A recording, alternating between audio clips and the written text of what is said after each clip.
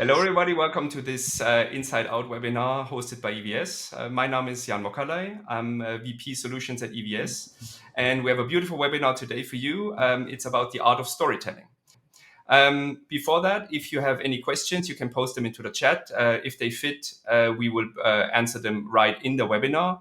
If we're thematically different, then we put them at the end of the webinar. But I promise we will answer any questions you have. Today we have two guests, and I'm really excited to have them here. One guest is Laurent Lachand, who is a world famous director. Directed the FIFA World Cup finals, so I'm very excited to have him on the show. Hello, Laurent. Hello, everybody. And we have Patrick Jung. Patrick Jung is a workflow designer at ZDF, so mainly working on, let's say, the backside of or the back office of the production, making basically workflows for editors, for highlight operators, administrating EVS setups and large setups. But we will dive into all of this. Because today it's really about storytelling. Storytelling is two things at the same time. So one is covering a sports game, for example, but also a side effect of that you want to entertain people. And that means also you need to tell stories. So we will have both sides of the story. One is with Laurent really diving into a live scene where you have to react very fast to tell a story. But on the other hand, having Patrick's input about how to make a mise en place, basically, to have that story. I will start with Laurent. So, Laurent, when you did the World Cup finals, can you quickly explain the setup you have? So, how many cameras, how many servers, how many replay operators, and most importantly, do you do the vision mixing yourself, or do you have a vision mix? So for the final, the 19th of December, if I remember well, it's complicated matches because France is involved in, and in this case, it's more complicated for me because sure I'm French guy. So you need to be more focused on the balance of the matches. But anyway, we have more than 40 cameras, one helicopters, one drones, 6-7 super slow-mo, 12 others machine regarding the matches. And if I can explain the process, I work alone. I cut all the camera for myself. Why is that? Yeah, I do that because it's impossible regarding the time for response at the situation to say to somebody cut 5, cut 9, cut 8, you are late, you miss. So you need to cut the camera, my point, on football events, on collective sports. Maybe it's a little bit and a lot of difference before Formula One or things like that, because I think it's more efficient to be a little bit behind, like more a producer than a director. But for football game, it's more easy for me to cut everything and to manage the slow-mo with one assistant with me who provides some advice. But I do the slow-mo for the first run of the slow-mo on my hand, and the vision mixer in my case is just used to put the slow-mo on here and put the graphic in and my top. And how do you keep track? Because you got input from, of course, vision, that means cameras. You have input from replay operators or your replay producer. You have a production assistant. You have floor manager. You have so much input at the same time. How do you keep focused? Because you also have to manage 45 cameras at the same time. So you have to cover a game on the one hand, but on the other hand, you have to kind of keep not your eyes on the TX basically, but look around where interesting stories are. How do you do that? Never look the TX at the end. Looks the camera, and if I can't find an images, directing a match, any matches, is a little bit like a cake with some floor. You have a large first floor. It's covering of the game. The other one is interaction between players. Another one, interaction with fans. Another one, fan versus fans. Another one is relatives, family of the players, and everything. And it's more. And regarding what we arrive during the game, you use one part of this. For one example, after Di Maria's goal, close up of his mother because she's crazy. She's so happy. And this is the storytelling. And for do that, you prepare that. Before the game, we have the plan with the stadium, position of the people, position of the substitute, position of Mario Kempes because was the last striker when Argentina win the last World Cup. Uh, Lilian Thuram because his son played the game, etc., etc. And you prepare everything like that. You check with the cameraman who do that, you do that, you do that, you do that, you do that. And when the situation arrive, maybe Thuram son goals, you have the father. Di Maria goals, you have this mother. And you do that. You do like that, you prepare the things, and they arrive, you do. Lot of things we prepare don't arrive, and we never do. But we need to prepare everything in case. And how long normally does a, let's say, preparation, not for yourself, but really the briefing with all the camera guys and the replay ops normally, how long does it take?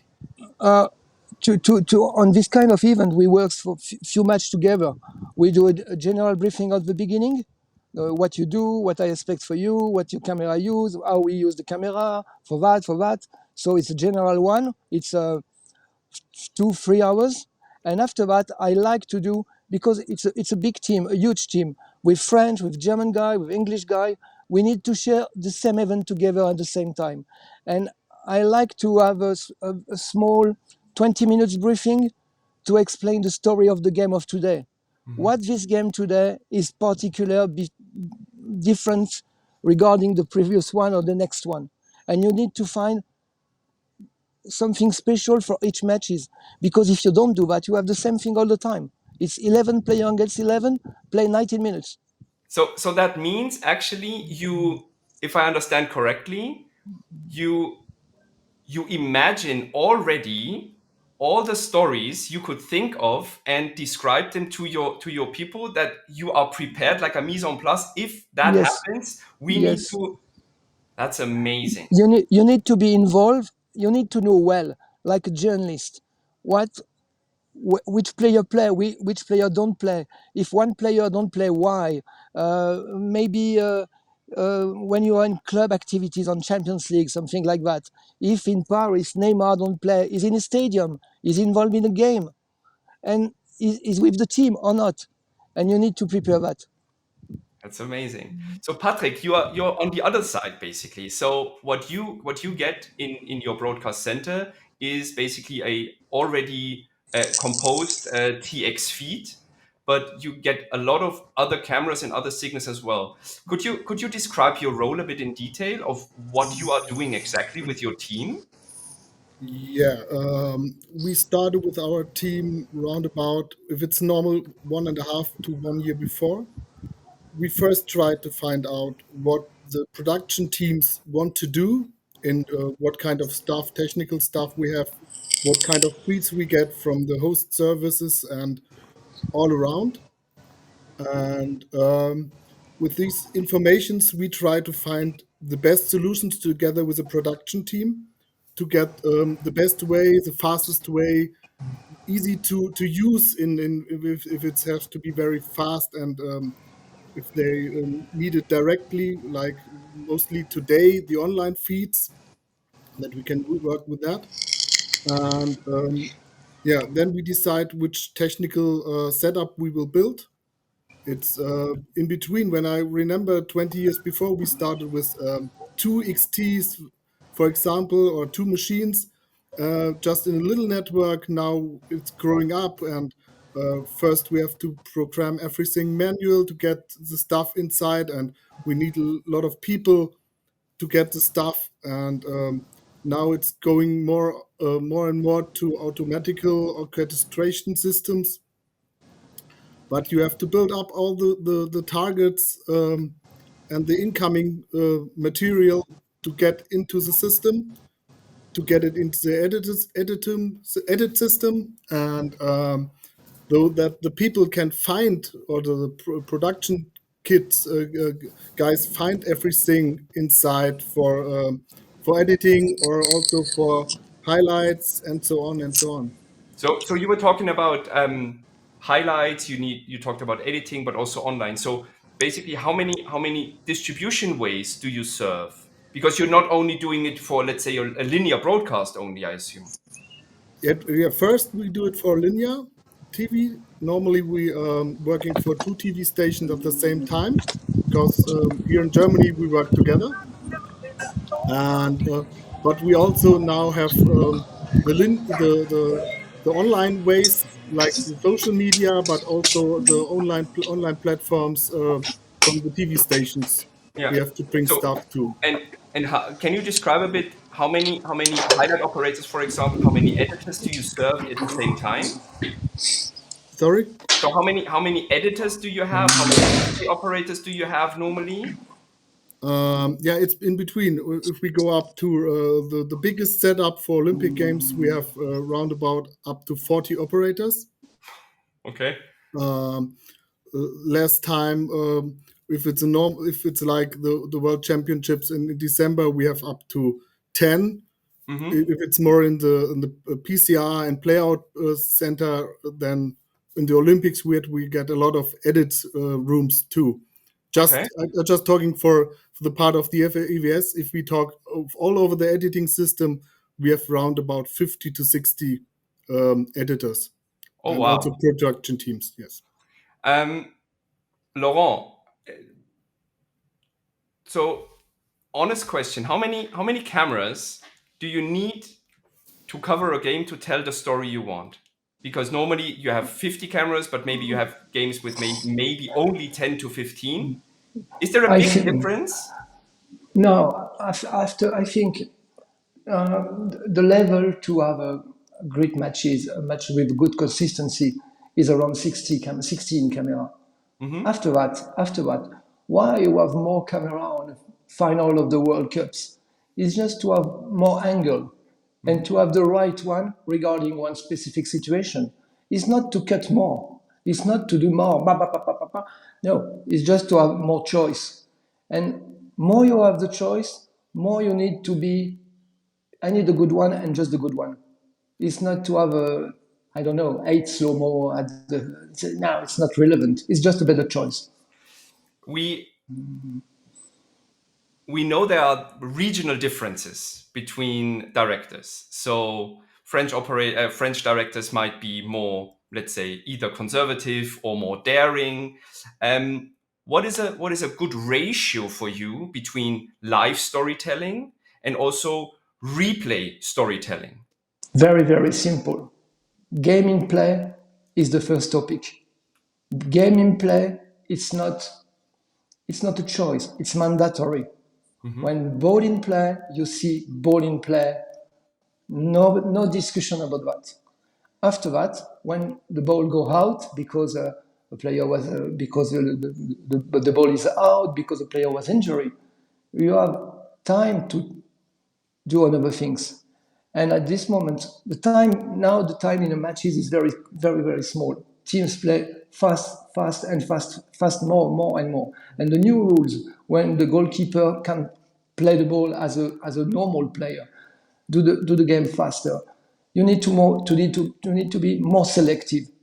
You need to be more selective. No problem. It's the reason why the job, as we do in the back office, is very, very important because the match is the premium of the premium. After that, you have many times to show some slow mo, to do some sequence. Is the reason why this job with the live coverage, and after that, other services is very important at this type of event now because it's after the event at the halftime. You have many times to check and use other images what we don't have enough time to use during the game. We Hmm. don't. It's not a good idea to try to push too hard in a game because I think when you watch something, it's very very I don't know the word in English, pénible, Yeah. to have an impression to be insecure. And maybe I missed something. Most important thing, you need to see the game. Yeah. So I met Francois Briquet, so basically your replay director or whatever you would. Yeah, yeah, yeah. So he is basically for you in a kind of a back office state also a storyteller, because I assume he would also offer you stories which either you might have missed or didn't have time to do. For how long do you know Francois already, and how important is he basically next to you that you wouldn't change him or exchange him with another? So what I want to say is how important it is to trust that team blindly, that you are really one unit. I think when you do this job, so since many years we worked with Francois with more than 20 years together. I think it's important to be as a team, and in the same time, it's important to Francois thinks as me. It's not forever, and on each match you are challenged, and on each match could be the last one if you do mistakes. So if you're in this situation in your mind, you stay good, you stay relevant, and you push hard. We work very well with Francois because I would like to do the thing. I would like to do my choice on EVS too, but we are so complice together. He can't say to me, no, not this one, 10. I say 4, no, 5, and I follow Francois because this is the way what we work. Because when I charge slow-mo, it's not really because I see the images. It's just because I think because the angle of the ball, the construction of the action, this is the good one is on this camera or this camera. Maybe the cameraman screwed the thing. And Francois said to me, no, don't use this one, use this one. And we are so confident together. The relationship together is so good. It's not a problem. It's a plus. And the other part of the job of Francois is to use all the other slow-mo that I don't use at the first run to provide another seconds. Maybe we don't plan ever because we don't have enough time, but he provides all the time new things. If we have time, I have at my disposal some sequence to put on air, relevant one. Are you still nervous before a on game? this point, I think I find it's we have a little bit the same, but also different.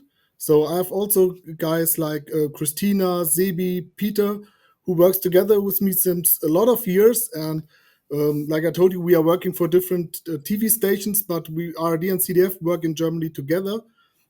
So we are also together, and we know each other. We know with the workflows, we have different ideas. We will try to follow on one point and discuss on another point. But on our workflows, we also have a big other team. Even many of them I didn't know. I will never met them because on the part of like the content I get from OBS, for example, or from HBS, or from our archive systems and so on, the workflow still is not only on my base, it's also from outside. And there are also people who configure workflows, and we just have one point where we come together and we say, okay, this is the point here, the file has to be here, and okay, we can take it now, and so on. And yeah, maybe you discuss by email or something like this, but I will never met them because maybe they stay in another city or somewhere else on the continent. So it's a little bit like Laurent. We have to try to tell them in front of what we want to do. Maybe we need some more time because the configuration takes some more time in one point, and but we will never met them. Yeah. What I Sometimes I saw miss with that your because sometimes I think it will be helping if you know each other a little bit more. But Yeah, it's but just the way it when I works. visited you last, I think it was November, I clearly could see two things. One is that what you described, that you are really a well oiled machine, so everybody knows exactly what to do because you know the people for such a long time. But I also saw that the level of detail you put in your workflows, like really with the naming very exact, very let's say, so that everybody is really able to find everything. So how would you, let's say, if you compare this workflow you have right now and for the workflow 10 years ago, how did, let's say, the technical involvement or the technical setup now helps you? How has this changed because you moved, for example, to IP? Is that something which really helps you, or is that something where you still need to fight against because from an engineering perspective it might be more cumbersome to do? Do you mean the IP for the files or the IP workflows for video? For files. For files, yeah. Yeah, the best thing is we try to use more metadatas.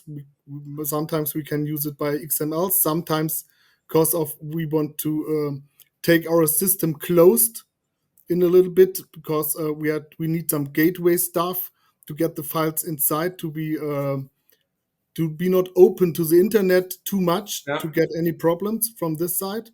Yeah. Um, Sometimes we decide not to get too much information or not too much special metadata because it will be open too much. On the other side, we have it's not we have from our TV stations. We still have since years a naming system that it's not my idea by myself. We use it in different types of the stations to find everything again, and we get some ordering lists. This will do our editing guys more, and so on. Okay. Laurent, when it's kickoff, are you still nervous? No, Not at all? no. That's This is amazing. not. I think this job you don't need to be nervous. You know, I can't explain that, but I know my job. I know my team. I know what I have to do.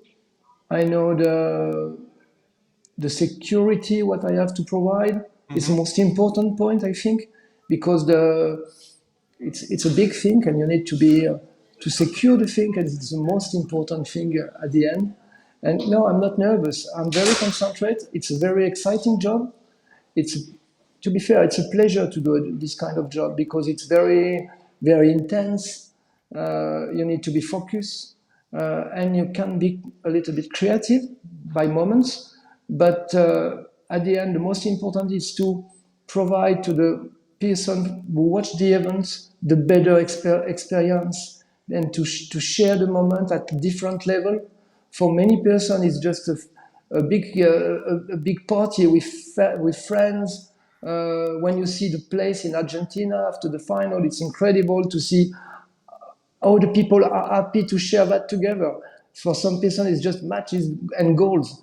For other person, it's another event because they are more specialized in football. They expect to be precise on a match, and you have to think about every kind of publics and to provide for each one the better experience as possible.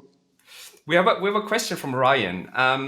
I think it could fit here very well. What makes a good replay operator or camera operator? What are some qualities you look for in operators you work with? To follow the brief. First rule, follow the briefing. To be fair, to do some very specific camera on sport events like long lens behind the goal, camera on a platform on a line, low level camera, slow mo, very close up camera. It's very complicated technical things to do. But if the guy do the things, they do the thing. After that, the most important thing is follow the brief. Provide to me what I ask I would like to have. Because if you do that, I know how to use one camera with another one to do a good story of the game.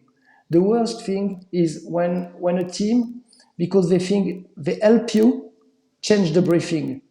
because at one moment you have something and the guy don't do what he have to do and change and move to the benches maybe, and you don't expect that. You expect the player, and it's the worst situation because you can move easily from specific situation if it's on your end. If I do the thing, if many cameramen change as their way what we want to do, it's impossible to do the thing. So follow the briefing. It's the most important. Okay. Um, Nico had a question. Can you explain a bit more in detail the communication between a technical director, or basically in that case, you as a director, and the replay operators? So is that the funnel between only you and Francois, or No. is it also that you talk to or they talk to you, basically, the replay No, operators?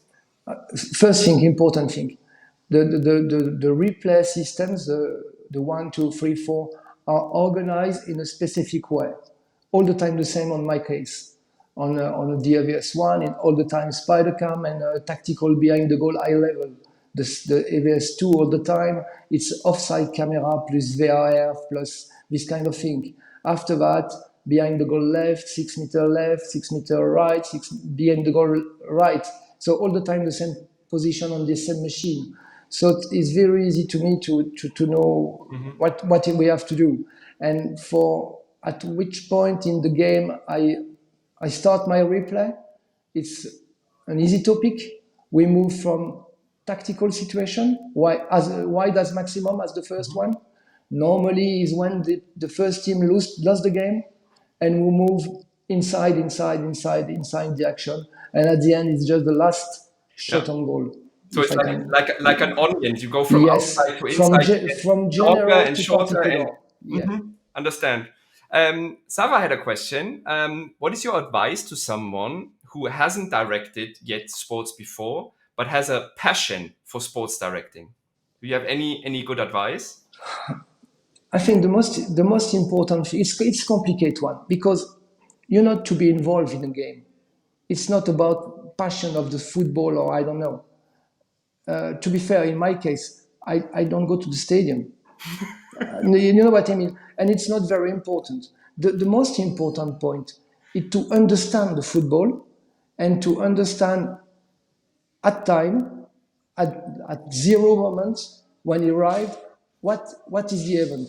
Is offside? Is a fault? Is a penalty? Is a free kick? Because if you don't understand that, it's impossible to share with the person who watched the game. Most important, understand the sport you do, because if not, it's impossible. And it's different than like the game or be fan. Yeah. It's different thing. It's a different thing. I understand. Now we have another question, and brings me a bit more to the topic of, let's say, the technicality behind, let's say, current productions. So in Spanish La Liga, they show a split with the game on the left and the replay on the right. What do you think about this? I don't know. I'm not fan of this kind of thing, because you watch one thing. I think more about technology. We provide today the possibility to see on two screens different things, and you can watch the match on your big screen on your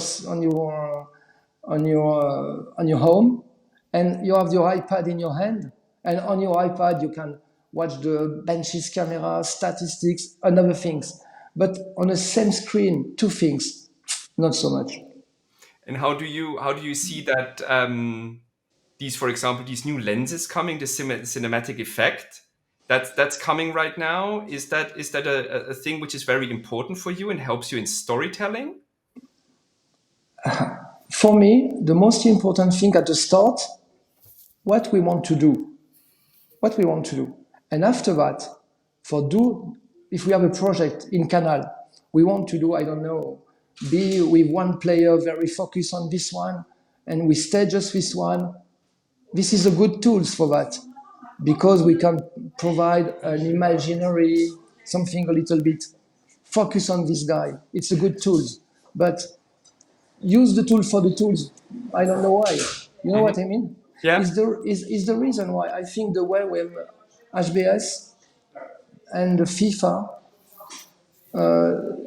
choose how we use this camera during the World Cup is relevant, because we use the camera only to create an emotion in the corridor before the team player on the pitch at the halftime end of the game. And it's a great sequence, because it's a small place with a lot of persons who are not involved in the game for many reasons. And these kind of tools can be both focus one team against another one, because the effect help to do that. Cristiano Ronaldo at the end of the elimination against Morocco, Croatia, I can't remember. This is an incredible image, because the cinema effect, and Ronaldo last matches on the World Cup, leave the pitch, he cried, and you see, I see more than just Ronaldo lost a game, and no, I see Ronaldo leave the pitch in the World Cup for the last time, and he lost something of him at this moment. And I think this kind of tool at this moment help to provide this impression. Yeah. So not using a tool for the sake of the tool, but to No, provide the tool is a toolbox to create something new, and might it be emotion or additional information, but it's always about yeah, the result you get yes, out of it. yes. Now, Patrick, you had something from EVS at the World Cup last time, which was called extra motion. So it can create out of any, let's say, frame rate camera, 5994, super motion effect. So you had this basically during the World Cup. Can you tell me a bit about the reactions it made internally in your house? Because it clearly invented something which was not there, but for the sake of that super motion effect. Can you guide us a bit through your experience here? Yeah, the first idea we wanted to use it on top, because normally we have to take care that everything is bulletproof when we just bring it up to the on air. And on this part we had in one point we had first one studio was with a lot of LED walls, and after for the interviews and for all the talkings after the game, we wanted to make a lot of replays also from a stadium, emotions from the stadium.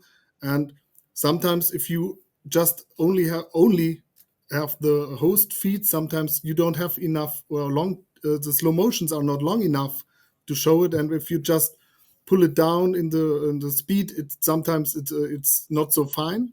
So we tried this first.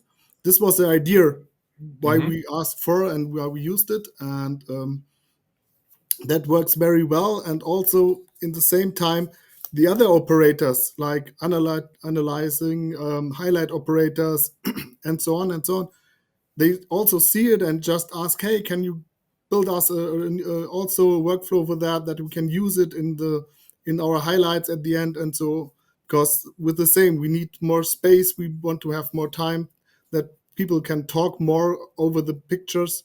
So it worked more and more, and the people liked it, and we tried a lot. Okay. So we have, because we're running a bit out of time, we have two more questions. What can be improved at the live production workflow level is a question to you, Laurent. Do you have any ideas what could be, let's say, improved? Because we have a lot of, let's say, graphics and stats and all of this, but in terms of a live production workflow, is there something which pops into your mind where you see improvements? I think we need to think about physical data about the players to be part of the coverage, and it's a complicated topics Yeah. because they are physical information.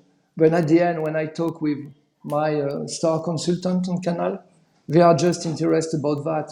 What is the real position of the player on pitch during the game? When the player run at 100%, what is the percentage between walking, running at maximum level, etc. And this topic are on a table to talk. They are at the disposition of the clubs, but not on the screen at the moment during the live. And I think sometimes I'm not fan of too many statistics because it's not basket, or you know what I mean.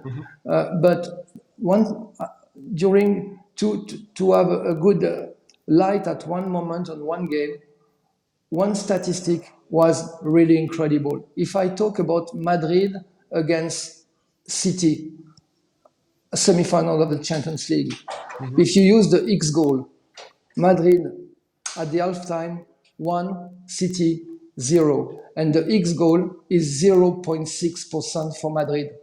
They put more goal than the X goal expect. It's absolutely incredible. So at sometimes one statistic say many things, Yeah. more than a slow mo. You know what I mean? Yeah. So, but again, it is kind of a theme that a statistic is only then useful if it tells a story. Yes, right. Yeah. Absolutely. Yeah. I'm not a big fan of things because systematically we need to do that. Possession after 10 minutes, ball Yeah. in play after 20 minutes, blah, blah, blah. It's not really relevant because the person on screen are very smart and very well aware. And they need to have, wow, you see that? This is what I feel. This is the good data at this moment.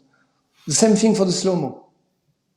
It needs to bring value in the Yes, end. sure. Sure. Yes, sure, sure. One more question was from Dale. How much time do you spend preparing and researching potential storylines for the match? I think it's a work of every day. You're involved in the football. I do the championship all the year in France since many years. I do the Champions League since many years. I hope to do the World Cups for many years again. And when you are in, it's each day you have information. And when we have a match, one match is, we talk with journalists, we talk with the consultant, and we read the newspapers. You move a little bit on the website of each club, and you know he's injured, he's not here, he's back, you have a problem with blah blah blah. And on this fact, you can provide information to the team to prepare the matches in the better condition. Understood. There is another question. Football is apparently losing appeal to young generations. So different habits, different timing. What do you think football should introduce or change in order to have back the youngest in front of the TV? I think you need to think moving about the coverage for the younger generation. We try with not a big result at the moment, but I think we need to find about.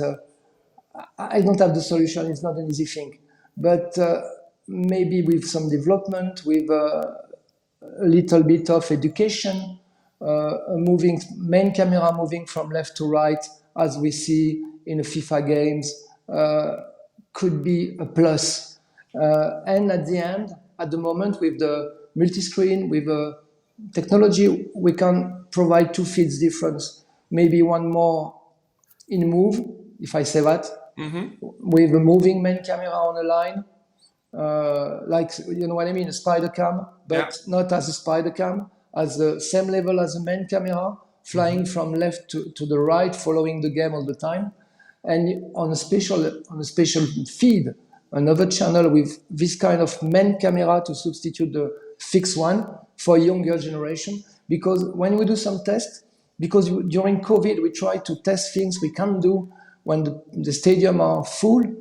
The young guys are very, very happy because with this test, but the person of my generation are more complicated because they never see a match on this way, and it's complicated to change this habit.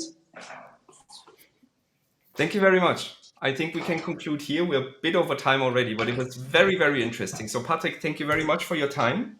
Laurent, thank you very much for your time. It was really impressive to have both of you and the insights. Thank you to all the questions and the questions answered. You have a game tonight, Laurent, so fingers crossed for that. I know you're not nervous. This is something I learned. You're well prepared.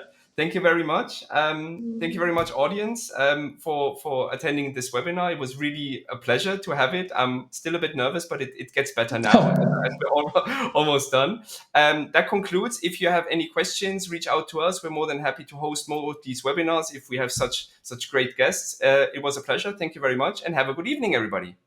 Merci beaucoup. Bonne soirée à tous. Bye bye. Dankeschön. Bye bye. Bye bye.